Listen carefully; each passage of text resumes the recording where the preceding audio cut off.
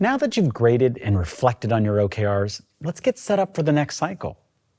Based on what you've learned from your last set of OKRs, ask, what can you do even better in the next cycle? What do you want to do more of? Is there anything you want to stop or avoid doing? Your answers to these questions are the inputs to seed your next set of OKRs. After an honest team conversation about the prior cycle, you may decide to do one of several things. First, you might retire an OKR.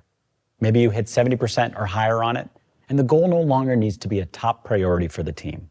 You've accomplished enough of it to move on to a new priority. Or maybe your environment has changed and the OKR is suddenly less relevant, or perhaps it's no longer under your control. Second, maybe you realize you'd set the wrong priority, or you made it too ambitious or too easy, or the OKR steered your team towards the wrong target. Take this new information to rewrite the OKR. Or third, the OKR might still be a meaningful top priority. Maybe you ended the cycle on a yellow or red. Though the objective wasn't met, you and the team still believe the priority was correct. So now, revisit your tactics. What other actions can your team take to achieve this OKR in the cycle ahead? If the OKR is important, you'll need to be creative in how you reach the goal. And remember, as you move into the next cycle, you're going to have more time. So should you be changing your KRs and setting tougher targets? Do you need to be raising your ambition? But what happens if there's little change or progress over several consecutive cycles? What if your team's tired of seeing that same OKR? Do a gut check. Is this OKR still a priority?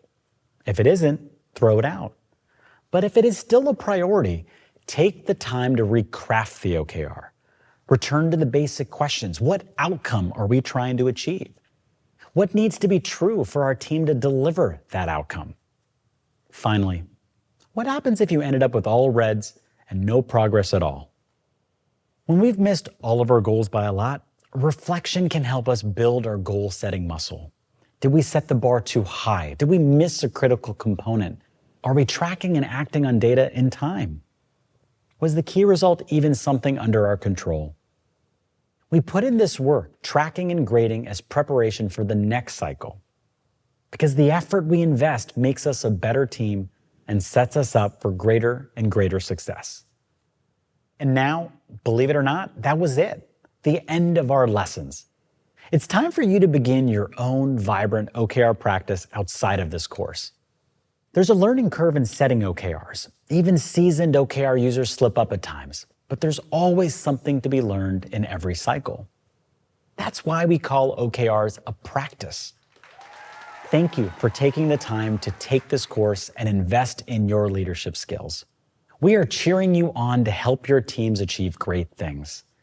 Keep up the momentum and keep measuring what matters.